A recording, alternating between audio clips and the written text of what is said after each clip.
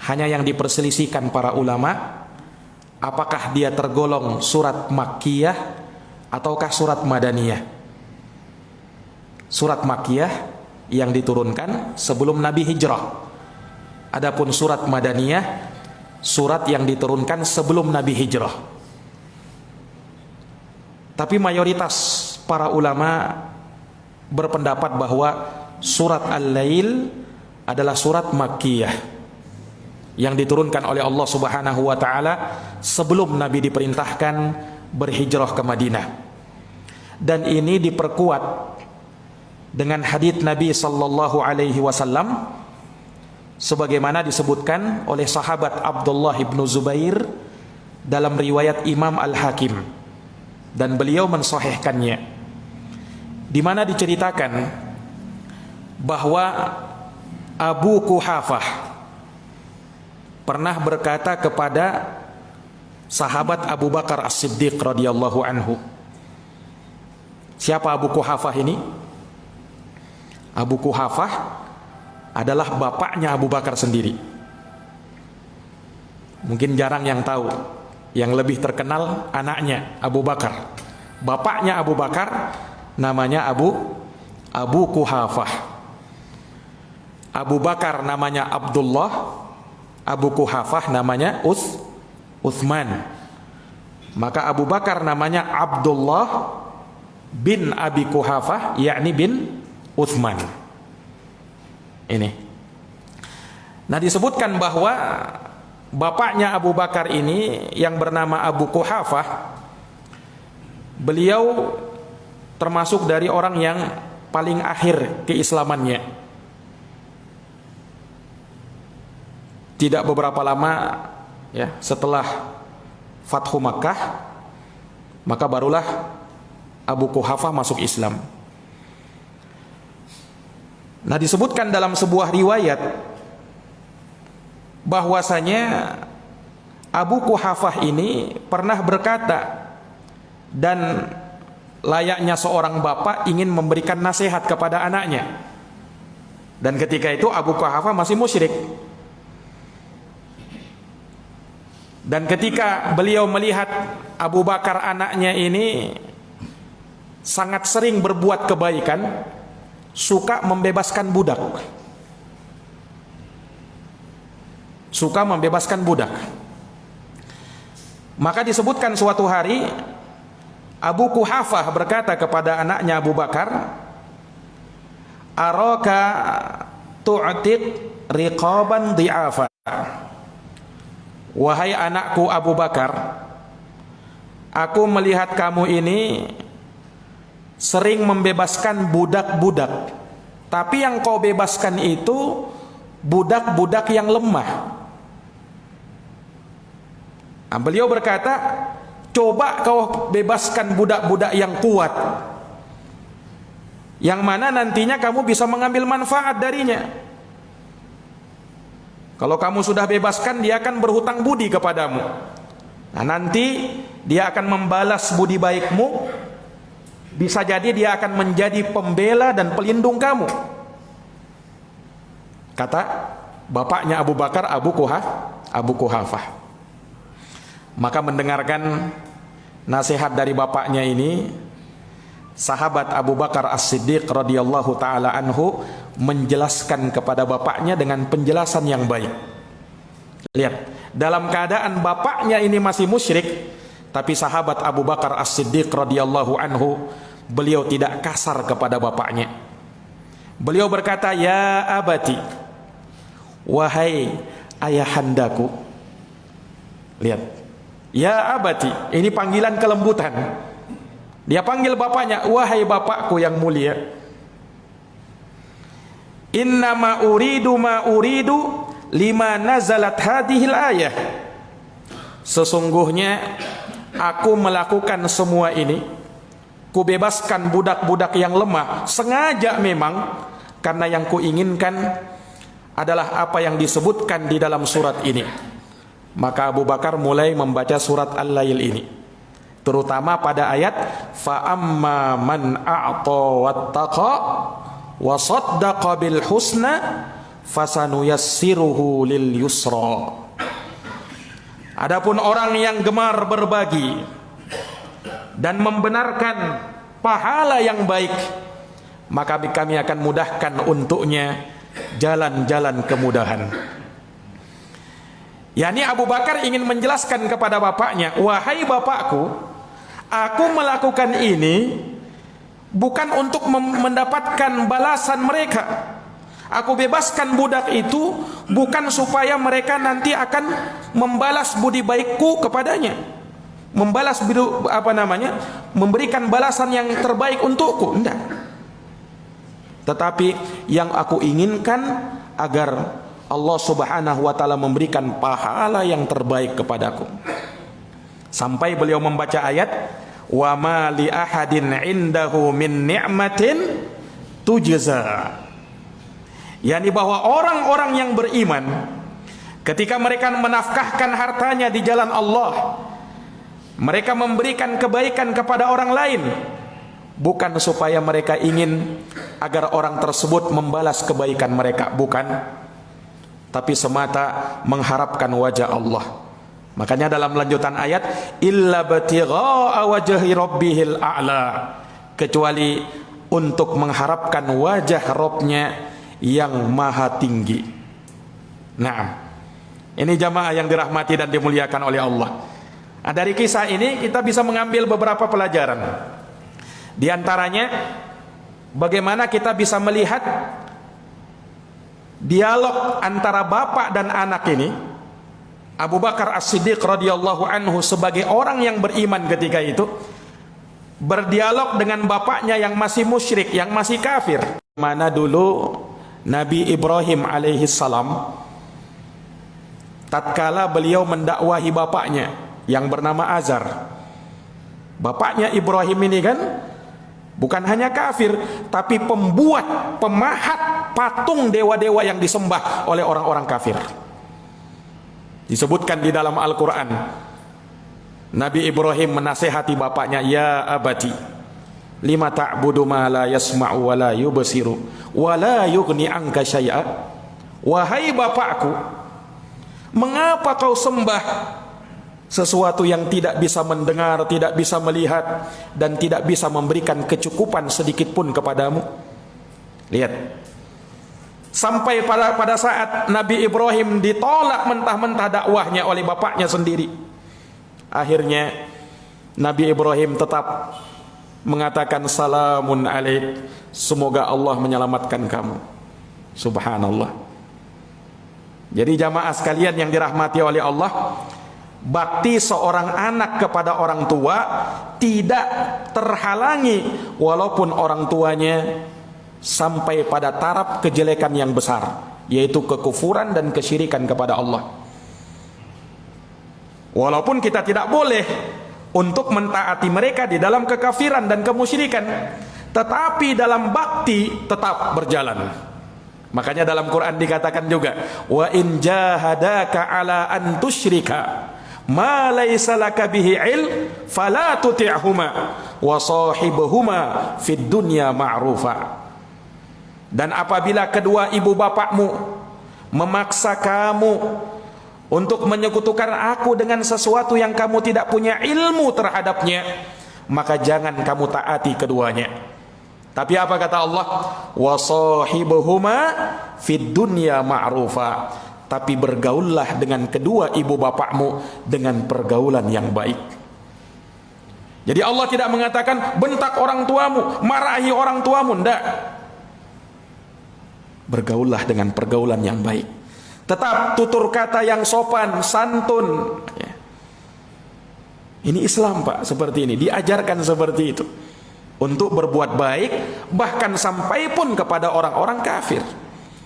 Makanya Islam itu kan rahmatan lil alamin. Rahmat untuk semesta alam. Bukan agama kezoliman, bukan agama menebar permusuhan, justru menebar kasih sayang. Ini jamaah sekalian yang dirahmati oleh Allah. Ini pelajaran yang pertama. Pelajaran yang kedua kita bisa ambil juga dari kisah tadi, bagaimana Abu Bakar As-Siddiq radhiyallahu taala anhu beliau menafkahkan hartanya di jalan Allah, bahkan sampai membebaskan budak, niat beliau betul-betul karena Allah, tidak menginginkan agar orang yang dibebaskan tersebut nanti membalas budi baiknya. Tidak. Nah, disinilah keikhlasan itu, Pak. Nah, jadi ketika kita mengeluarkan harta kita, melakukan suatu bentuk pengorbanan, dan di situ ada amal kebaikan, jangan sampai niat kita itu ya terkurangi pahalanya atau bahkan tidak dapat sama sekali gara-gara niat kita yang tidak baik, gara-gara niat kita yang tidak benar. Ada sebagian orang yang berkunjung kepada orang lain, menengok orang yang sakit atau takziah misalnya. Kenapa? Sebagai bentuk balasan. Karena dia dulu pernah menengok saya pada saat saya sakit, saya tengok juga dia. Nah, niatnya seperti itu. Nah, kalau niat seperti ini keliru, tidak dapat pahala dia. Nah, kita niatkan betul-betul karena Allah Subhanahu wa taala, bukan untuk membalas budi. Demikian pula ketika kita memberikan sesuatu kepada orang lain, bukan supaya orang tersebut membalas budi baiknya, tapi semata-mata karena Allah Subhanahu wa taala. Inilah yang dimaksud di dalam ayat ini. Ini jamaah sekalian yang dirahmati oleh Allah. Nah, para ulama atau mayoritas para ulama berdalilkan dengan kisah tadi bahwa surat Al-Lail ini turun di Makkah sebelum Nabi hijrah ke Madinah. Kenapa? Karena peristiwa Abu Bakar membebaskan budak-budak itu ketika beliau masih di Makkah. Nah, maka dari sini menguatkan bahwasanya memang surat ini diturunkan di Makkah pada periode Nabi SAW belum diperintah hijrah ke Madinah. Ini jamaah sekalian yang dirahmati dan dimuliakan oleh Allah. Kemudian terkait dengan keutamaan surat ini, apakah ada keutamaannya? Tentu secara umum dia ayat dari ayat-ayat Allah, surat dari surat-surat di dalam Al-Quran, tentu utama. Membacanya satu huruf dilipat gandakan oleh Allah Subhanahu wa taala 10 kali lipat. Itu secara umum. Kalau secara khusus ada ndak keutamaannya disebut oleh Nabi sallallahu alaihi wasallam? Nah, ternyata ada, Pak. Jadi di dalam surat Al-Lail ini ternyata Nabi sallallahu alaihi wasallam merekomendasikan surat Al-Lail agar hendaknya dibaca di salat Isya. Ada dalam riwayat Bukhari dan Muslim, Pak. Jadi Nabi SAW menganjurkan agar membaca surat ini di salat Isya. Diceritakan dalam hadis Jabir bin Abdullah, suatu hari sahabat Mu'ad bin Jabal radhiyallahu anhu, beliau mengimami manusia salat Isya. Beliau membaca surat Alif Lam Mim, dzalikal kitabu la raiba fi hudal lil muttaqin. Surat apa, Pak? Al-Baqarah. Sahabat Mu'ad bin Jabal mengimami manusia dengan surat Al-Baqarah. Bukan dibaca 1-2 ayat, bukan dibaca 5 ayat, dibaca sampai akhir salat Isya. Berapa juz itu, Pak? 2 juz lebih ya. Subhanallah. Kalau sekarang kalau ada yang membaca surat itu gimana ya? Ini Mu'ad bin Jabal beliau baca sampai di salat Isya. Maka subhanallah ada salah satu jamaah yang tidak kuat, Pak. Akhirnya dia keluar. Dia keluar salat sendiri kemudian pergi. Maka tertuduhlah orang tadi. Sampai tertuduh dia sebagai orang munafik. Kenapa keluar dari jamaah? Kenapa keluar dari salat? Maka sampailah hal tersebut, tuduhan tersebut kepada orang tadi. Dia tidak terima. Kenapa saya dituduh munafik? Sampai akhirnya kasusnya diangkat kepada Rasulullah sallallahu alaihi wasallam. Orang ini pun datang kepada Nabi, kemudian menyebutkan udurnya, "Ya Rasulullah, inna ashaban nawadih." Ya Rasulullah, kami ini orang-orang yang kerjanya menyirami tanaman, ya Rasul. Kami ini petani ya Rasul. Ya. Jadi kami di siang hari itu kerja full. Nah, sahabatmu Mu'ad bin Jabal sholat bersamamu sholat Isya, kemudian kembali ke kampungnya mengimami kami. Dia sholat Isya bersama kami, dia baca surat Al-Baqarah. Ya kami tidak kuat ya Rasul. Lihat, orang ini berkata seperti itu kepada Nabi SAW. Apa tanggapan Nabi? Nabi SAW langsung mencari sahabat Mu'ad bin Jabal. Ketemu sahabat Mu'ad bin Jabal, Rasulullah mengatakan, afattanun anta ya Mu'ad. Wahai Mu'ad bin Jabal, kamu ini mau membuat fitnah ya? Dimarahi oleh Nabi SAW. Kemudian Rasulullah SAW mengajari Mu'ad bin Jabal, falaula sallaita bi surati kada wa kada. Kenapa kamu tidak membaca surat ini dan surat itu, kata Nabi SAW. Ini global disebutkan. Dalam riwayat Bukhari, Nabi SAW mengatakan, falaula sallaita bisabbihisma rabbikal a'la wasyamsi wa duhaha wal laili idza saja. Kenapa ya? Apa wal laili idza yaghsha? Kenapa wahai Mu'ad bin Jabal di salat Isya kamu tidak baca? Nabi sebutkan 3 surat. Sabbihisma rabbikal a'la wasyamsi wa duhaha, surat Asy-Syams, wal laili idza yaghsha, dan surat Al-Lail. Nah, ini yang tadi kita sebutkan. Ternyata surat Al-Lail ini salah satu surat yang direkomendasikan oleh Nabi dibaca di sholat Isya. Ini jamaah yang dirahmati oleh Allah. Ya, Ustadz, apakah selalu sholat Isya kita baca surat Al-Lail ini? Tidak harus begitu. Salah satu surat yang direkomendasikan oleh Nabi. Ya, kalau baca surat yang lain boleh, silahkan. Tapi ini salah satu surat. Dan memang itu bagian dari Awsatul Mufassal yang pernah kita jelaskan ya kan. Yang memang Nabi SAW banyak-banyak membaca surat Awsatul Mufassal itu di sholat Isya. Nah, termasuk di dalamnya surat Al-Lail. Baca surat lain boleh. Asalnya apa? Faqra'u ma tayassara minal Qur'an. Baca yang mudah dari Quran.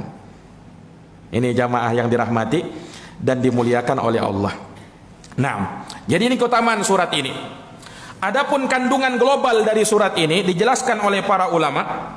Di dalam surat ini, pertama di dalamnya terdapat anjuran untuk melakukan amalan-amalan yang akan mendatangkan keberuntungan dan kebahagiaan di dunia dan di akhirat.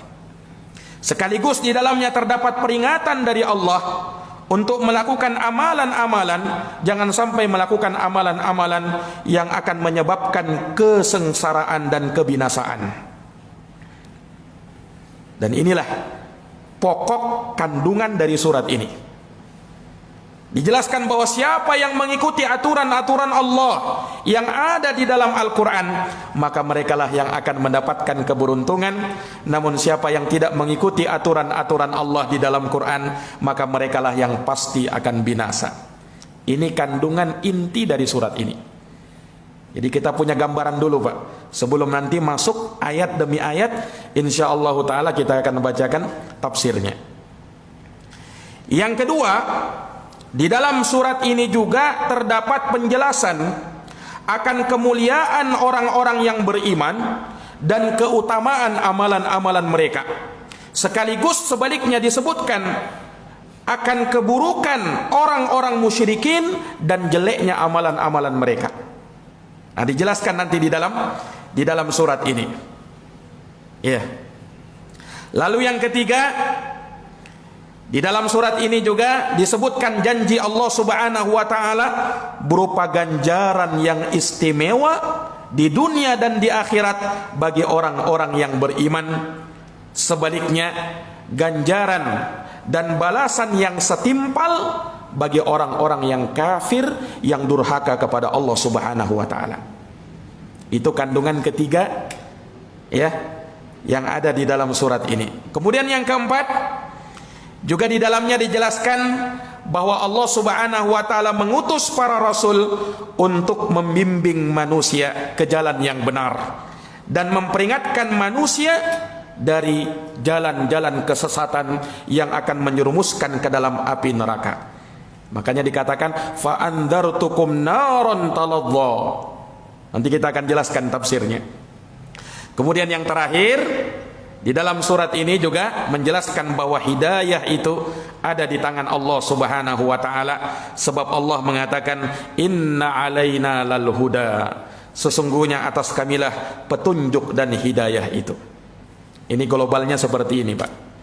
Nah, kemudian kita masuk ayat demi ayat di surat Al-Lail ini. Jamaah yang dirahmati dan dimuliakan oleh Allah Subhanahu wa taala. Jadi Allah Subhanahu wa taala mengawali surat ini lagi-lagi dengan sumpah. Sama seperti ayat-ayat surat-surat sebelumnya. Sangat banyak Allah Subhanahu wa taala membuka dengan sumpah. Dan tentunya kita pahami bersama, kalau ada sumpah berarti ada media yang dipakai untuk bersumpah dan ada isi sumpahnya. Ya kan? Orang misalnya bersumpah, demi Allah saya bukan pencuri. Media yang dia pakai sumpah apa? Allah, nama Allah, ya kan? Demi Allah. Isi sumpahnya, saya bukan pencuri. Atau kita ambilkan contoh dari surat-surat sebelumnya, wal asri innal insana lafi khusri. Demi masa, ini sumpah Allah. Media yang Allah pakai bersumpah adalah waktu, masa. Isi sumpahnya apa? Innal insana lafi khusr. Sesungguhnya seluruh manusia berada dalam kerugian. Sama dengan surat ini. Allah bersumpah memakai media makhluk-makhluknya yang besar, kemudian ada isi sumpahnya. Nah, jamaah yang dirahmati oleh Allah, kalau kita perhatikan ayat pertama, kedua dan ketiga itu sumpah, berisi sumpah.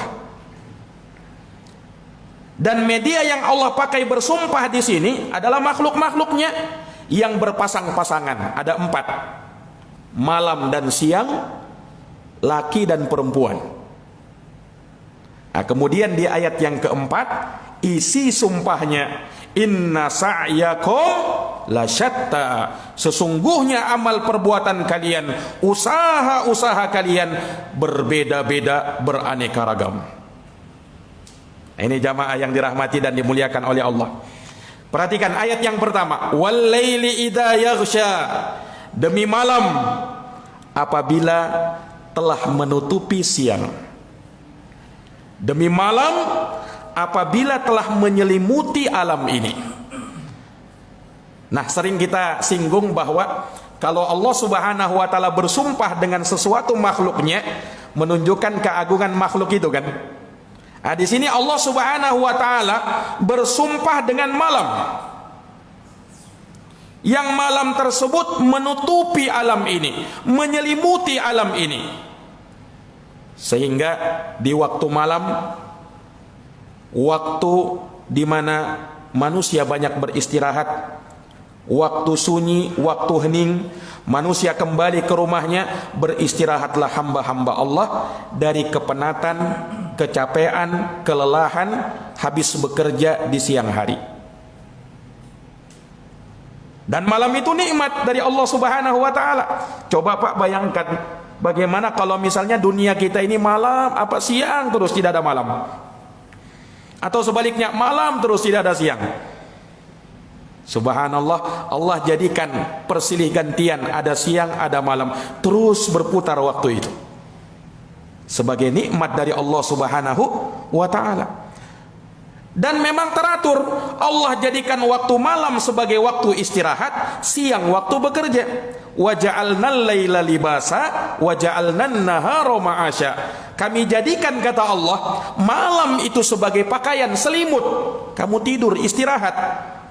Sementara siang Allah jadikan sebagai ma'asya, waktu untuk mencari penghidupan. Nah, makanya jamaah sekalian yang dirahmati oleh Allah, idealnya memang waktu bekerja itu di siang hari, waktu malam istirahat. Coba kalau misalnya dibalik, tidak nyaman itu rasanya, ya kan? Nah, ini maaf kalau misalnya ada yang kerja di malam hari, kadang ada juga yang sip-sipan malamnya, malam kerja siang. Tapi memang secara fitrah seperti itu ya. Ya. Beda walaupun waktunya sama, tidur 8 jam misalnya di malam hari. atau kurang daripada itu. Siang juga seperti itu. Ya, beda antara kita tidur siang di situ dengan tidur malam. Karena memang Allah Subhanahu wa taala jadikan malam itu waktu istirahat. Sesuai ayat yang tadi kita bacakan. Ini jamaah sekalian yang dirahmati dan dimuliakan oleh Allah Subhanahu wa taala. Dan di sisi lain, Allah Subhanahu wa taala juga jadikan waktu malam sebagai waktu yang di dalamnya kita bisa mengambil ibadah kepada Allah. Ya kan? Karena waktu malam itu waktu yang tenang. Waktu yang utama yang dengannya kita bisa mengisi hati kita dengan ibadah kepada Allah. Makanya di dalam surat Al-Muzammil Allah Subhanahu wa taala berfirman, "Inna nasyi'atal laili hiya asyaddu wata'a wa aqwamu qila." Ya kan?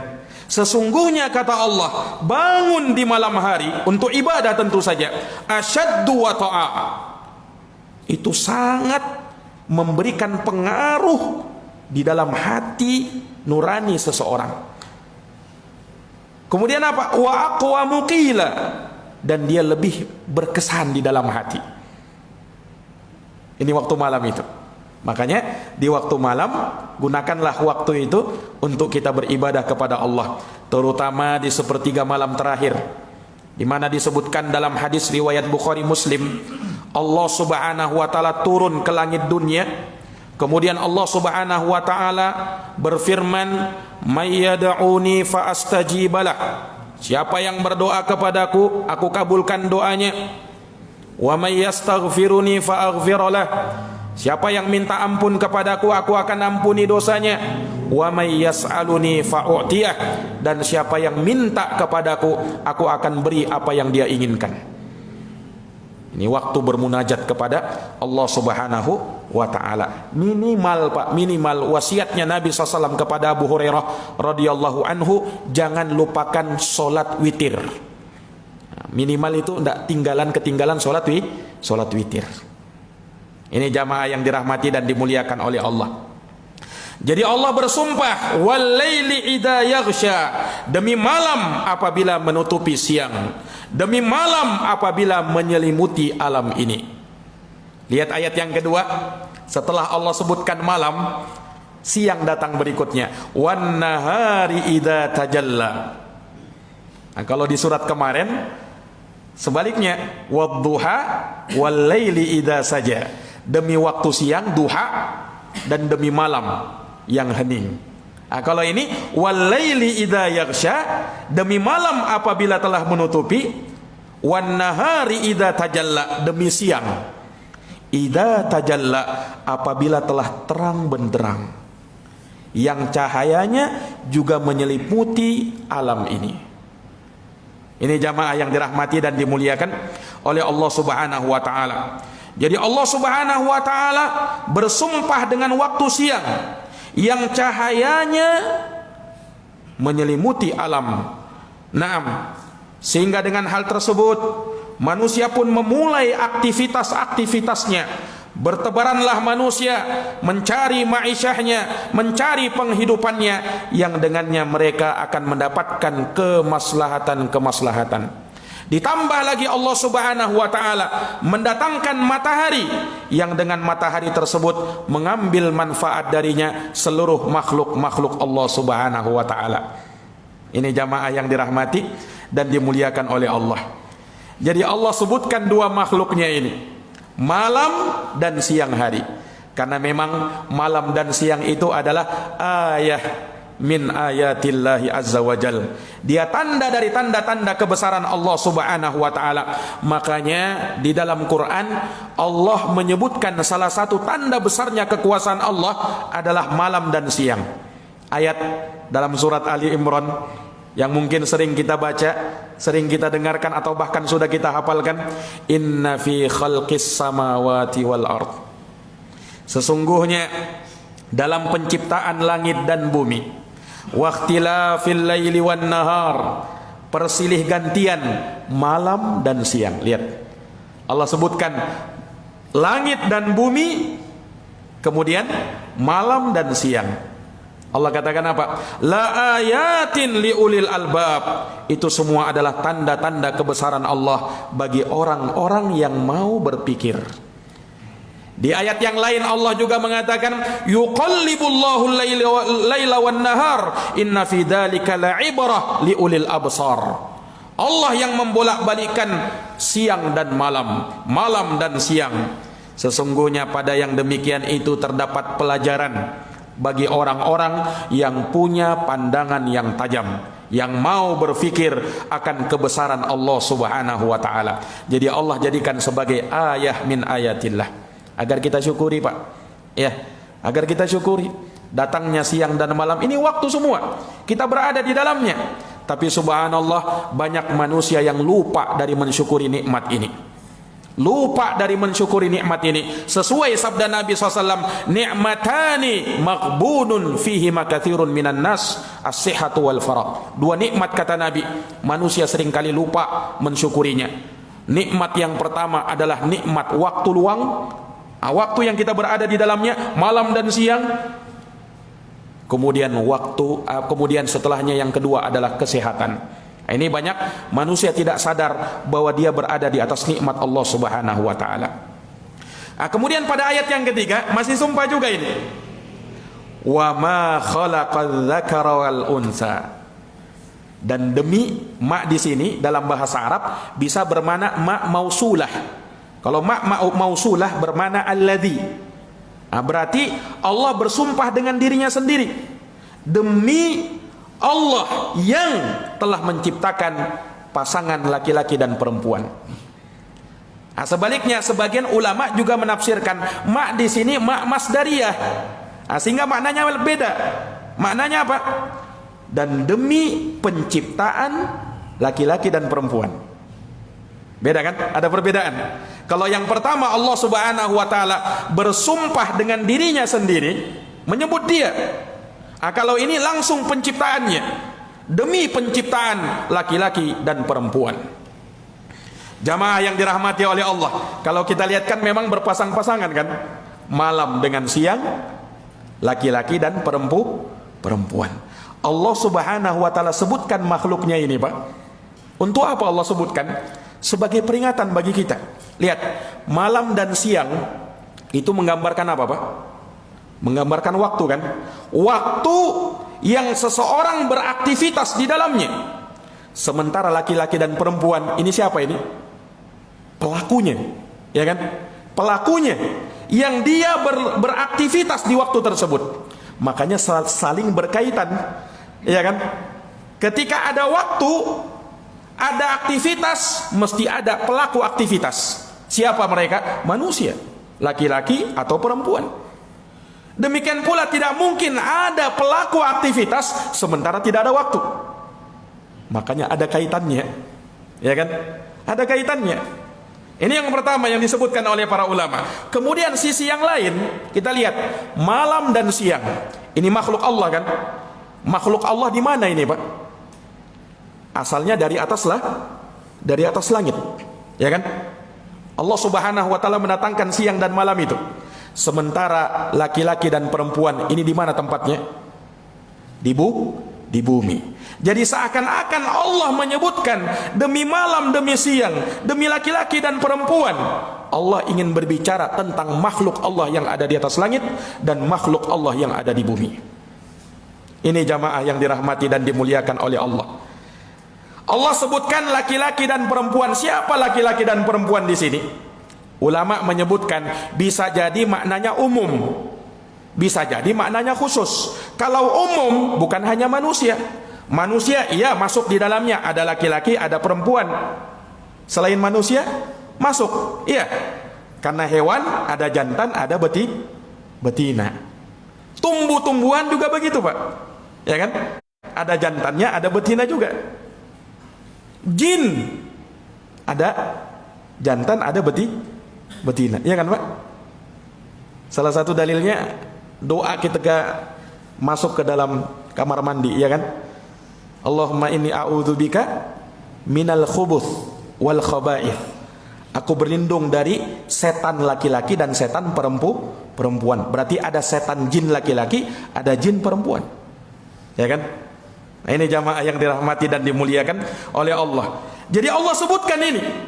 Atau secara khusus manusia jelas ada laki-laki ada perempuan, dan Allah ciptakan berpasang-pasangan. Wa khalaqnakum azwaja, kami ciptakan manusia itu berpasang-pasangan. Bahkan dari sanalah tercipta ada hubungan di antara mereka, ada pernikahan, ada perkawinan. Inilah yang dengannya Allah sebutkan di surat Ar-Rum ayat 21, wa min ayatihi, dari tanda-tanda kekuasaan Allah, an khalaqalakum min anfusikum azwaja, Allah ciptakan dari diri-diri kalian pasangan-pasangan. Untuk apa? Litaskunu ilaiha, supaya kalian mendapatkan sakinah, ketenangan di dalamnya.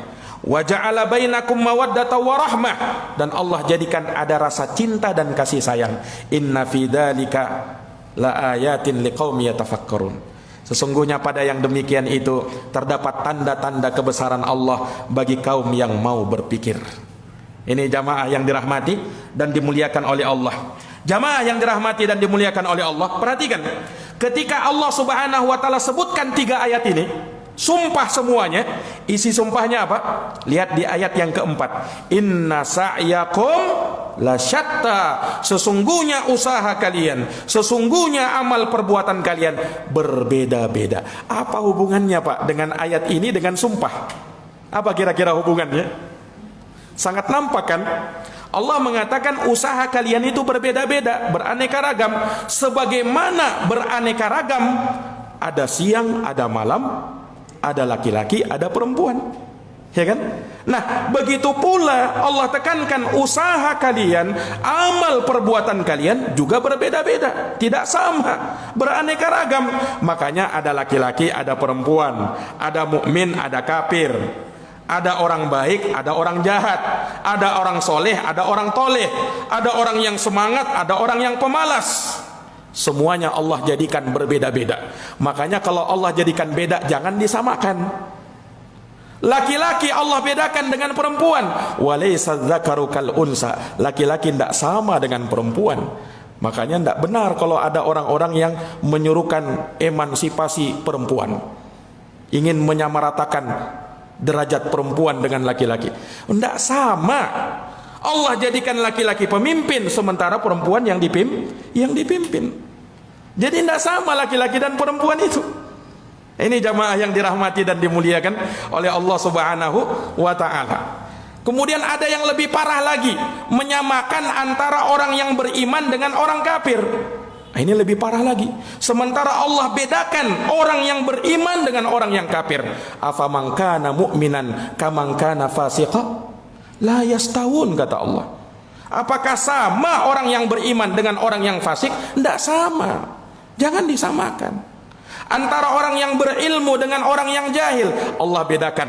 Qul hal yastawil ladina ya'lamuna wal ladina la ya'lamun. Katakan wahai Muhammad, samakah orang yang berilmu dengan orang yang tidak berilmu? Tidak sama. Nah, sebagaimana Allah bedakan antara siang dan malam, laki-laki dan perempuan, amalan-amalan kita juga berbeda. Makanya amalan-amalan kita itu dipengaruhi dengan niat-niat kita.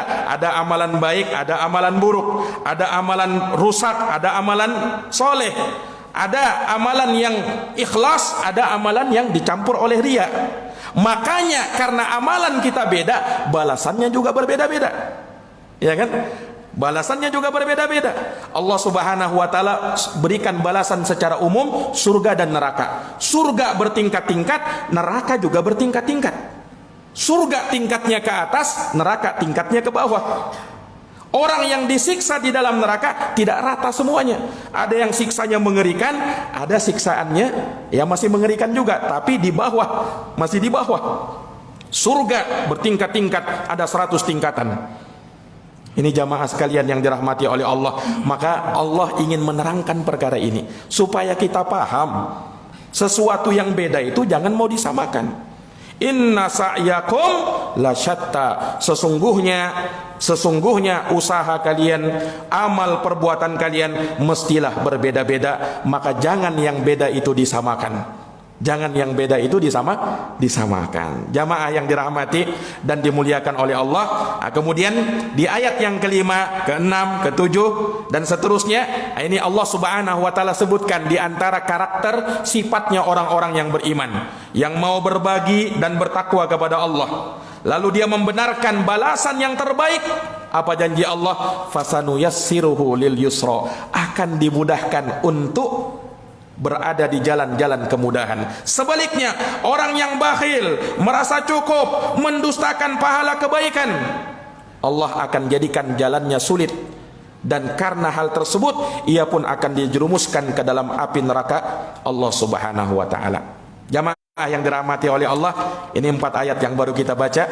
Insyaallah taala di pertemuan yang akan datang kita akan lanjutkan di ayat yang kelima, 6 dan seterusnya. Ya, ini sampai 21 ayat. Ya, semoga Allah Subhanahu wa taala memberikan kekuatan kepada kita untuk bisa menyelesaikan tafsir dari surat yang agung dan mulia ini. Demikian, semoga bermanfaat, semoga bisa menambah ilmu dari kita semuanya. Hadanallahu wa iyyakum ajma'in. Kurang lebihnya mohon dimaafkan. Kita tutup dengan doa kafaratul majlis. Subhanakallahumma wa bihamdika asyhadu an la ilaha illa anta astaghfiruka wa atubu ilaik. Walhamdulillahi rabbil alamin. Wassalamu alaikum warahmatullahi wabarakatuh.